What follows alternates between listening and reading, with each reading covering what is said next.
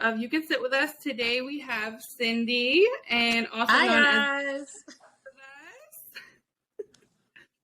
Welcome. We're so happy to have you here with us. I'm excited to be here. Why don't you introduce yourself? All right, so I'm Cyndi Hoffer. I am ThemHoffers on all social media platforms. I am a stay-at-home mom, made social media influencer. I put in my postpartum into videos when I was a stay-at-home mom with my first child, and people were relating to that. And so here I am now on the internet 5 years later, a mom of many kids because I'm also a foster mom, and I've shared that journey as well. So I am just sharing on the internet mom information, motherhood, foster care, taking care of yourself and your family, and just putting like a positive light into the motherhood aspect of social media. Oh my gosh, it's so crazy to see like your growth, because I found your Instagram account through Morgan, the culture coop, and she's a family of mine, and that's where I saw you, and that was like, I forget how long ago. That was a while ago. Yeah, I was going to say, I feel like we follow each other a long time, and I think it happened, like one time I did a giveaway for like, I don't even know, it could have been when I was under 10K, and you like were a part of that, and then Morgan would always tag you, and I'm like, oh, this girl seems cool, so we just started following each other, and then, my growth just kept going, which is amazing. Yeah. I've been addicted to your videos ever since. Thank you. So what does a typical day in the life look like for you? I know every day is different, but yeah, so every day is pretty different, but a typical day, a typical week, I could have visitations. So I currently have 3 foster children in my home, and so we have visitations a couple times a week for them. I could have case workers over, CPS workers over, but a typical day would probably be hanging around the house, and then in the morning we will either take off to a visit or we will go out of the house for like a play date. I homeschool also, and so I'm at home a part of the morning homeschooling Bear, who's in kindergarten, and then throughout the day, but the middle of the day is like a lull, which is like when I'm like mostly on social media because the kids are napping. I'm like the strictest mom on nap time. Like they are down. And then I do the nighttime routine by myself. My husband works until like 8 or 9 at night. But every day is different. Like I try to get out of the house a lot for my mental health and for the kids. But being a foster parent, every day is different. Like we have so many appointments that just vary each week. But typically I'm pretty busy, which is what I share on social media, that I am just busy with all 4 of my kids. So that's a lot. Yeah. That sounds like a lot. What made you want to like get into the foster care? Yeah, so when I grew up, my parents always took in family members' kids and young adults. My dad he was like a mentor to a lot of people in a way, and I don't even think he realized that he was doing that. But young men who like their parents would throw them out at like 18 or 19, my dad would tuck them under his wing and like get them a job and a house and things like that. And it rubbed off on me. And at the time I didn't think so. I just thought, oh, my dad's helping all these people.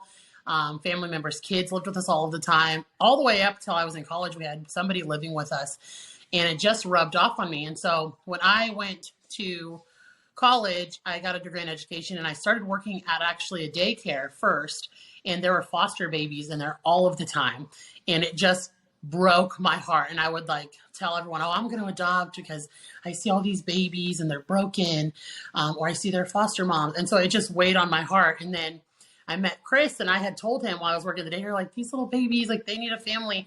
And he had spoke like, oh, I want to do that too. I would love to foster and adopt.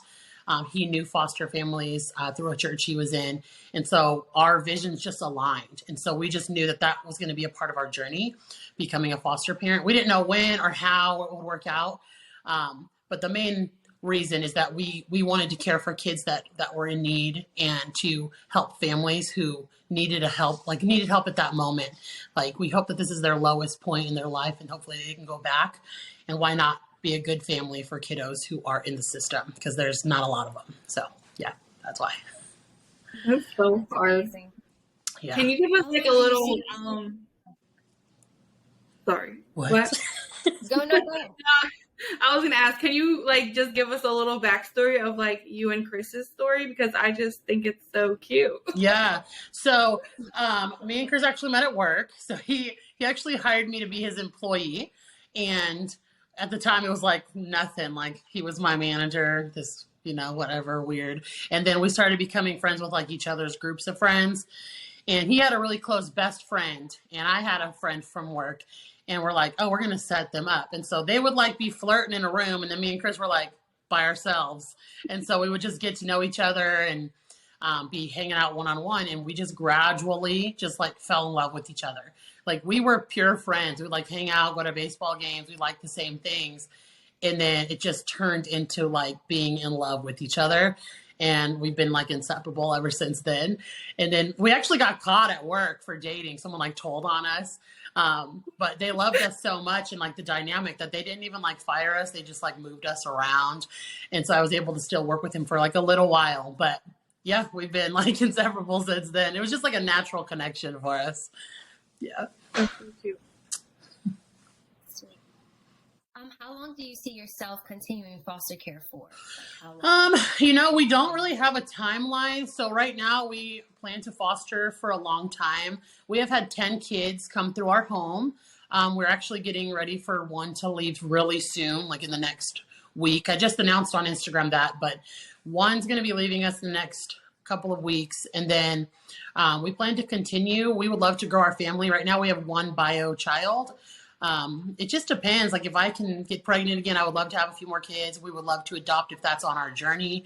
And we also see ourselves fostering teens. So I guess it just depends on where we're at in that season of life. How many kids do we have? Because currently we're full at 4 kids. And I'm like, I can't do any more until we can have a bigger home.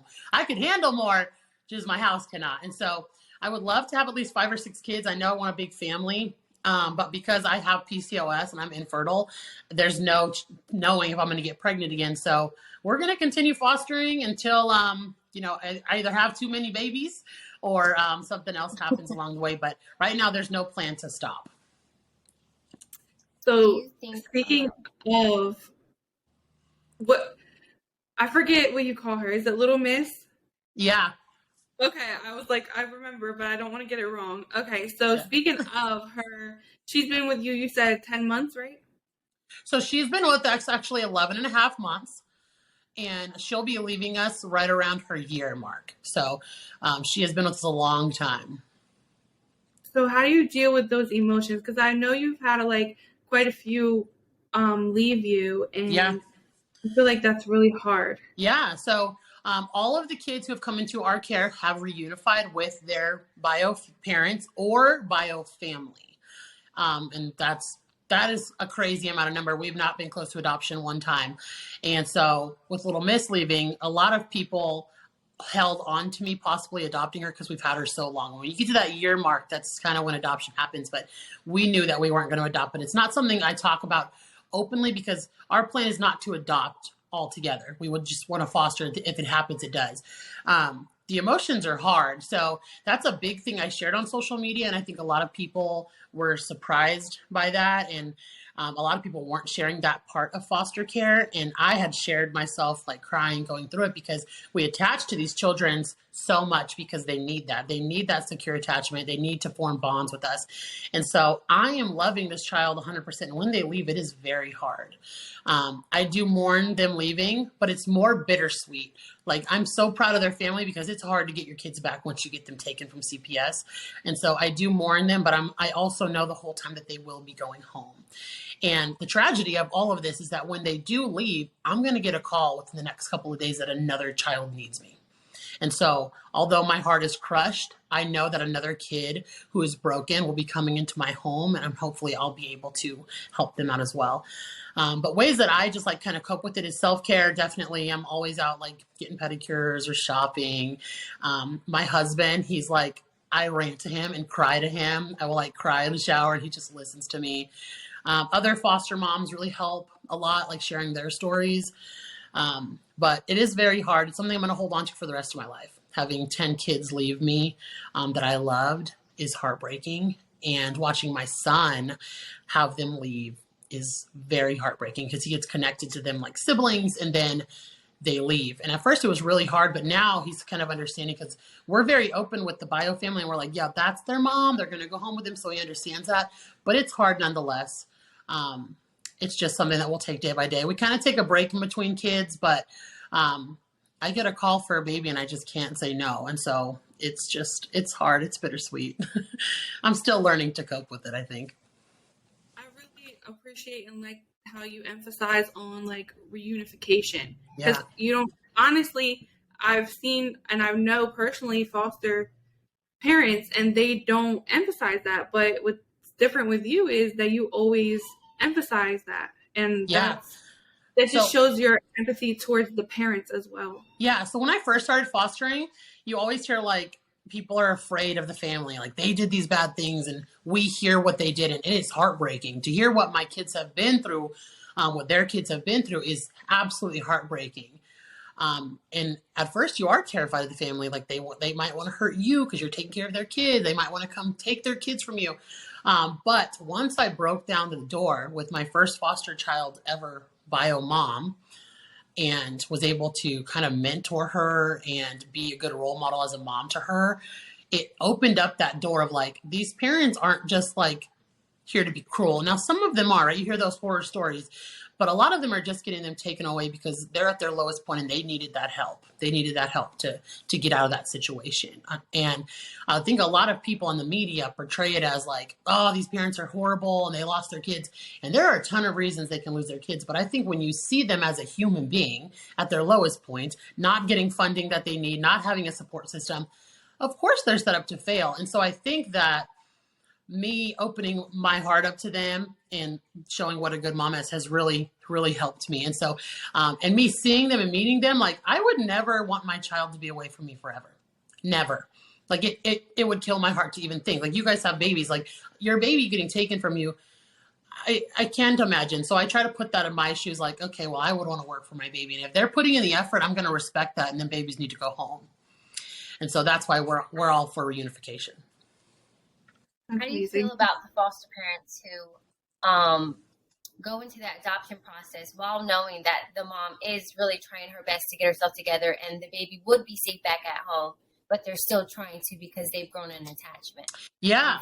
And you know what? Do you speak on that? Is that a lot of people go into foster care thinking adoption. Like I'm going to adopt one of these kids when that's the wrong way to go through this.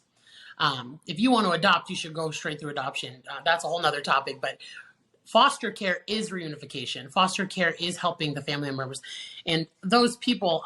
And it's hard because they're going to get their hearts broken because if that mom is working towards, reunification, she will get her kids back. And I think it's hard for me to judge another foster parent because don't get me wrong, I have loved foster babies, right? And I would love to have kept and loved on them for the rest of my life, but that's not what we're here for. And the ones that are here for that are not going to last as foster parents for a long time because like me, I've had 10 kids and I'm not going to adopt. And I think that once they go through their first child reunifying, when they thought they were going to adopt, it's eye-opening if they're going to do it again. Because there's a big turnaround rate for foster parents. They don't stick in it that long. It's very hard. I don't know. That's why I try to educate people on the internet of reunification, especially foster parents, because yeah. And so that's why I'm like a positive light for reunification, because I think it's important to shine that light for those parents. They deserve it. They deserve credit when they're trying to get their kid back. So, yeah. Question is, are there any myths or stigmas around foster care that you want to debunk? Oh gosh, yeah. So I think the media portrays foster children. Oh my God, the media like portrays foster children, like the child themselves, so bad. You hear like delinquent, orphaned, bad, troubled. That's all you hear about these foster kids, and so they put this title on kids. No matter the age, like I could have a 3-year-old and they're like, oh, do they act out? Are they bad? I'm like, why are we putting this title on these kids? And then those kids absorb that title. And then the rest of their life, they're thinking they're this way. They're this troubled child when they're just another kid, like in the system. I hate that. I hate that they portray them in such a negative light. Foster parents, same thing. They're in a negative light. You hear the bad stories. You never hear about the good foster parents. You never hear about how many reunifications there are. You only hear the negatives. I could talk on this because I just feel like when I first joined social media and shared foster care, I had so many people that were like, you're in it for the money. Them kids aren't yours. You don't really care about them, when that's not the truth at all. You guys see this big picture of foster care that is negative, and you forget about the people who really care. And there are people who care. There are caseworkers who do care. There are foster parents who care. And I hope that I shine through that to get away from that negativity. But there is a lot of negativity on the foster children and foster parents, and even bio parents. Like, everyone always thinks when a kid gets removed, it's for like the worst reason. When a kid could be removed, for all types of things, especially like domestic violence, has nothing to do with the kid, but the parents aren't on the right track. So I just wish there was a more positive light on the things that are positive in foster care instead of all the negatives. Not all kids are bad or troubled. It just gets put on them that way because they came from a traumatic situation. And of course they're going to act out. Of course they're going to put that trauma out. So it takes good people to help them get through that, but they're not bad kids, and they just want love just like our own kids do. Right. Sorry. I'm such a crybaby. Oh. So, dealing with the negativity, how do you feel, or how do you handle mom shaming? Or what are some things people might shame you for that aren't true? Oh gosh. So being a public figure on the internet, I get shamed every day. So now it's just a part of my day to block and delete, which is such a sad thing to do. But a lot of it is It's block and day, yeah. Oh yeah. So I have learned to not respond. Yeah. I have learned. Yes. So I don't respond anymore to negativity. So because I share foster care, I always have people who have negative experiences who will come at me with, they're not my kids and things like that. And if you watch me long enough, you know that I know they're not mine. And I just think that people are quick to judge you as a mom, no matter what kind of mom you are. And so I get a lot that I'm in it for the money when it's not true. I get a lot of fat shaming, which is so unfortunate because I only try to put positive energy into the world. And for someone just to take my videos about motherhood or anything and just say, well, you're fat is kind of irrelevant to any situation. So I've come to the terms with people just say that just to put words out there onto your feed. But I now don't deal with it as much. Like I tell Chris, I'll read a comment and just laugh at it. Like, oh, someone's making fun of us, but thank you for boosting my content. But real life mom shaming does still happen around me. I release all of those negative people. I won't hang out with people who talk about each other. And I try to only bring positivity or positive people around me. But you can't get away from it on the internet, unfortunately. Gosh. I think it's so important for people to realize that they're only seeing, they see a 30, 60-second clip and they think oh my gosh, you didn't do this or you didn't do that. And it's slow down. You only saw a 30-second clip. That wasn't my whole day. Oh, yeah. Yeah. Oh, yeah. You feed one meal and they're like, wow, you're the worst parent. You only fed them that one meal all day. Yeah. And so I just find it really important to I know that I'm a good mom. I know that I'm putting good into this world. And one person, 95% of my comments are amazing, supportive people. It's the 5% who are mad for no reason. And I try to not let that get to me because there's way too many other people who look forward to my videos for one person to try to bash me because it's just not going to work. I can also relate to the fat shaming. And it's I think people get really uncomfortable and upset when they see a bigger person comfortable in their skin and actually putting their full body on the internet and not just from here up. And I can relate to that because my account got the followers it did off of one video of people fat shaming me. But I'm that's okay because you're boosting my content. Yeah, and I get those a lot from creators who are plus size moms that are Like, you're showing yourself on the internet and you're unapologetic and you just go for it. And I'm just like, well, yeah, like, what is the worst that they can say about me? That I'm fat? Okay. That's it. Like, you can't tell me I'm a bad mom. You can't tell me I'm a bad wife or a bad person. You're just going to tell me I'm fat? All right. That can go off my shoulder. And so I just don't like take anything. Yeah. They call you fat, but they'll never call you ugly. Right. Yeah. I think it's just crazy. Like, I know. And you actually inspired me to start showing more of my body and like trying the little dances and stuff. Yes. You know, say, why can't I do it? As you should. And the thing is like 95% of people are like, yes, like, get it. We love that you're sharing that about yourself, your body. It's just the ones who are just mad about themselves.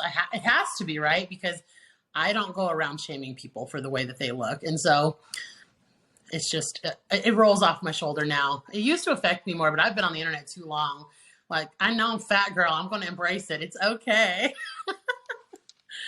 Also, my mom's going to listen to this and my mom's going to say, stop calling yourself fat. So I'm sorry, Mom, right now, because I know I'm beautiful, Mom, but it's true.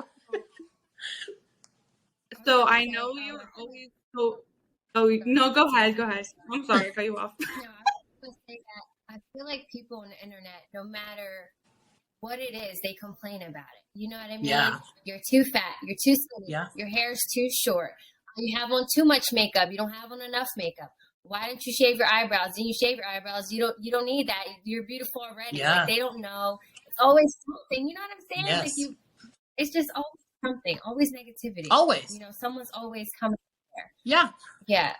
When I went viral on there for my relationship, you have people in the comments saying, "Oh, he probably cheated on her a bunch of times. They probably broke up a bunch of times." I'm like, just watch the video, like it, and move on. Like, why? Where do they come up with the extra things in their head? Right. I just feel like sometimes people just want to say something. Like, I'll get those comments that just like, they just wanted to write something, but why? I don't know. I seen somebody say, I forget who it was, but they said, did you just comment because you have fingers? Like, you can type, like, you can write. Like, yeah. You're just commenting because you have fingers. Yeah, basically. So you're so positive. You're always positive. You're always happy. And I think I even asked you this a while ago before, and I'm like, how do you do it? So you know what? I like myself. Like, I genuinely like myself. I like what I'm doing. I'm pursuing passions in my life that I've always wanted to do. I think that I'm putting positivity into the world, and I don't think about the things that have happened in my life. I don't think about the negativity, and I try to only focus on the blessings in my life or things that I'm looking forward to. I don't try to sit in pity. I just don't. I'm one of those people who can definitely find the light in everything. And I just like who I am. And so when you can't take that away from somebody, then they're just going to be a positive person. And you can't take it away from me, no matter what people say about me. I like who I am as a person. And so I'm going to be happy regardless of the situations. And my husband is an amazing support system. I have a support system who supports everything that I do. And I surround myself with positive people. My husband is hilarious. And we have low points, of course, through everything. But he also stays positive. And we have these goals that we always set and look forward to. And I just think that I set myself up for happiness. I try not to dwell on anything negative that's going on. And I try to flip it around to a positive. And I don't let negative people into my life. I just cannot. If I have a bad vibe from somebody, I try not to have them in my life, because I tend to take on people's feelings. And so if you're going to be a downer, I'm just like, girl, I can't do this, because I like to uplift and be happy. That's just like who I am. And I help my kids stay happy like that. And I think that if I want happy kids, then I have to be happy, and I have to show them what it feels like to be happy as who you are. So I don't know. I get that. I'm like, why are you so happy? I'm like, I'm just happy. I just wake up happy because I'm just happy about what I'm doing. And I hope I can continue to do so. I'm so happy that you said that, because I feel like a lot of people don't understand. And I've been doing that a lot in my life lately. I don't want to be surrounded by negativity and negative people. Yeah. I'm sorry. It's so draining, and I just can't do it, because it makes I take on your burden. Yes. I take on your sadness. Now I'm depressed and stressed out, and I can't do it. Yes. I can't. And that it's too hard to take on other people's burdens. Even though we're happy, we have our own things we deal with. You can't take on anybody else's. And I get that question is like, why don't you, surround yourself with a lot of people? Like, you have this huge platform. Why are you not friends with all of these people, all of these big social media people? And I'm like, because their energy don't fit mine. And I won't sit with people whose energy is not going to reflect me as a person, because I'm not going to be portrayed in any negative light.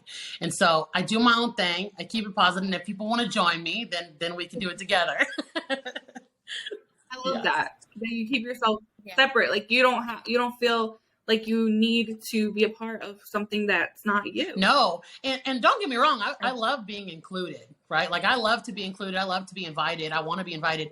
But I don't think that I need to be a part of something because it's a big thing. Like, I would rather people just want to be with me and have our own thing and support each other, because I can tell you, being on the internet a long time, people don't want to support you. They do not. You will know who wants to support you. Who, especially you guys are starting this new podcast. You will know who wants to support you. And so I surround myself with people who I genuinely know want to help me as a person grow, or, benefit me as a mom, as a person, in a positive way. Because I don't have time. I don't have time for nothing else. Yeah. So we have one more question for you. What would your advice be to families or women or men trying to become foster parents? Like, if they have no idea where to start, what would you tell them? So, if it's a couple, so parents or a couple, the number one thing I always say is make sure both of you want this, because it takes 100% from both of you. A lot of women will go into this like, I want to foster, I want to be a mom to multiples, but their husband or significant other doesn't support them. It's never going to work out. It takes your whole home to love on a child. It definitely does. Chris is an amazing dad and supports me, but it definitely takes him helping me. I could not do it without him. So that's number one. Make sure everybody is in it. Number two would be to set your boundaries and know what they are. So when you go into foster care, you are able to choose the age of the children, even the gender, things like that, and what kind of temperament they are. Like, you can choose, like, if you want a child who is on the spectrum or not, like if you want to help special needs kids or not. Just make sure in your mind you know what you want, and you're not going to go past your boundaries, because agencies will try to do that. So for us, we knew we wanted to do 5-year-olds and under, and some people were like, well, no, you need to take 10-year-olds or 8-year-olds. But you need to, like, set in stone, like, nope, this is what's okay for our home. This is what's okay for us mentally, and you have to stick with it, because they will try to put more on you as a foster parent, and it's okay to say no, because they will try to take advantage of good foster parents. The other thing is, do not go into it for adoption at all. Do not go into foster care thinking you will adopt, because that's reunification is the goal. And if you go into it with adoption, you're going to be brokenhearted, and not everybody gets to adopt. And that should not be your initial goal. If you want to adopt, you need to look into something separately, because reunification is the goal. And if you can't reunification doesn't happen, of course you can, but it's just not always going to happen. And a lot of people think it will. So yeah, that's my advice. That's good advice. Yeah, that's good advice. I was going to ask you, when you were talking about saying no and boundaries, was there ever a time where you were like a people pleaser and had a hard time saying no? And like, what made you practice setting boundaries, if that was the case? Yeah. So, I mean, my personality is people pleaser, but I also am very blunt in how I want things to go. And so when I first became a foster parent, I would say yes to like everything. Like, oh, you can transport these kids 2 hours? Yes. You can do this? Yes. I would say yes to everything. But what had happened is you get burnt out as a parent, as a foster parent, by doing all of the things. And so I started to ask for help from people, like, I cannot do this. And that helped me put boundaries up. Also, saying no to certain things ahead of time. So when you first get like a caseworker and they want to do a visitation, ahead of time telling them, I can't do this on this day, or no, that does not work for my family and the child. I just started sticking up for myself in a respectful way, but sometimes they don't see you as like just a person who has their own family. They just see you as a foster parent who's taking care of this kid, but they need to know that you have your own things going on as well. So if they want you to, you know, transport 2 hours, you can say, I can do it there, but someone needs to do it back. Like, you need to be able to step up for yourself. And I guess for me, it was like, after my first couple of kids, I just kept saying yes to transport, and I was getting burnt out. My husband's like, you need to tell them you can't. And I had a caseworker at the time, this was like 2 years ago, who said, if you cannot do it, you need to say it. And I said I couldn't do it. And ever since then, now, shoot, anybody calls me, I'm saying, no, ma'am, you better come help me. And so I guess just not being afraid. Like, you're doing such a big thing. And don't get me wrong, CPS is scary. And I talk to CPS every week because I have foster kids. And I think I was afraid at first, but now I'm like, no. Like, they know I'm a good foster mom. I can tell them I can't do something. So it is hard, though. Yeah. Tell them no, they're going to take all your kids. You don't know. You have that anxiety, right? Because I had one here yesterday, and I'm just like, although they know you're a good parent, it's like, that's still CPS. And so, I don't know. But after a while, I've been doing this long enough that I know, like, nah, CPS, they're just regular people, too. It's just so. At first, did you feel like you had to keep your home I still feel that way. Game? Yes. That's like my biggest anxiety that I have is a dirty home because, and I don't. And Chris will tell me all the time, like, your house is so clean. But I think it's that when people come into your house, you're under a microscope. Like, they can open my drawers, they can go in my fridge, they can look at my whole house being a foster parent. And so I'm like, it always has to be in order because I don't want to miss on anything. And I know that I won't, but it's just like, it has really made me like real anxious about a clean house. And that is definitely something because my house is never dirty now. I'm like, they eat, I'm like sweeping, and Chris always says, like, you need to chill. And that's, I think, why, like, sometimes I have burnout as a parent because I can't stop. But no, some people don't care. Yeah. Some parents don't care. I have a friend who's like, she's like, I don't clean my house when they're coming. Like, they know. I'm like, I can't do that. That would give me anxiety too. I would be like making sure everything is perfect.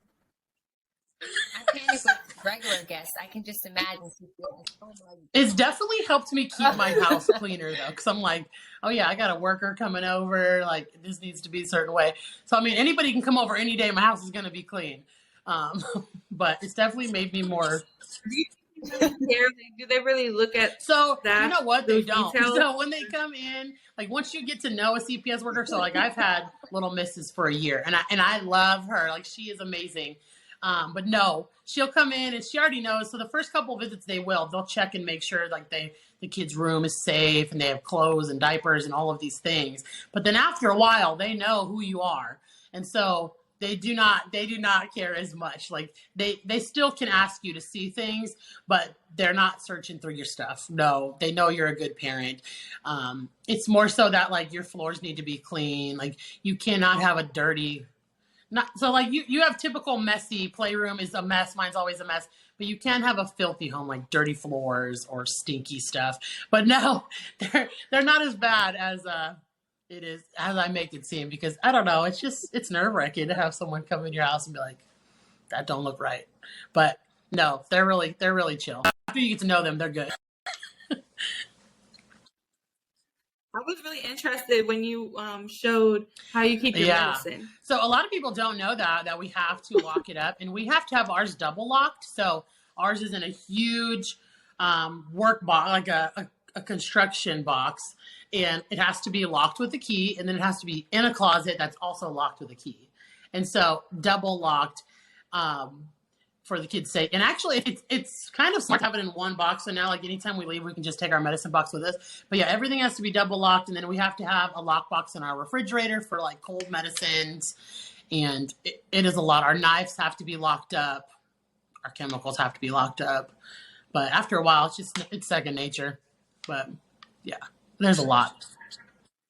I seen that. I was like, oh my gosh, I need to go lock all my stuff up, because I have like my cleaning sprays under the sink, medicines in the cabinet. Not that the kids can reach the medicine, but I was like, no. And before that, I didn't lock any of mine up, right? Like, we know where we keep our stuff so our kids don't get it. But It's more so for older kids who can get into it. It's like my babies, obviously, they're not going to like get in there. But I definitely think it's a great thing for us foster parents. It keeps us in order and out of trouble because there's no even chance they can get near any of it. Yeah. True. I don't think so. I guess the last thing that I will leave people with on foster care is that foster care is very bittersweet. You're going to love the kids who come into your home like they're yours, and you're going to give them your all. And it's going to be heartbreaking, but the most rewarding thing that you'll ever do. And I think that once people see the light in foster care, you'll get it. You'll understand why I keep doing it and why I keep getting my heart broken, because it's more rewarding than it is pain. To see parents at their lowest point get their kids back is the most rewarding thing I've ever done. Being a support system for a mom who lost her children to drugs, abuse, neglect is very rewarding to see that she can pick it back up and I can be a mentor to another mom. That's really special to me. So I hope when people see my social media, I hope that they see that I'm a mom that's just trying that to be a good person and show my kids to be good people to each other and treat everybody respectfully, even though there's their circumstances, because they are just circumstances and everybody can get out of anything that they get stuck into. If they get into trouble, they can get out of any of that. I hope you guys follow me on all my social media at ThemHoffers. I do a lot of family things. You'll see my crazy husband on there, my kids, foster care, motherhood, dances, because I just kind of do it all. I try to fit into a couple different things. I don't want to just be motherhood. So,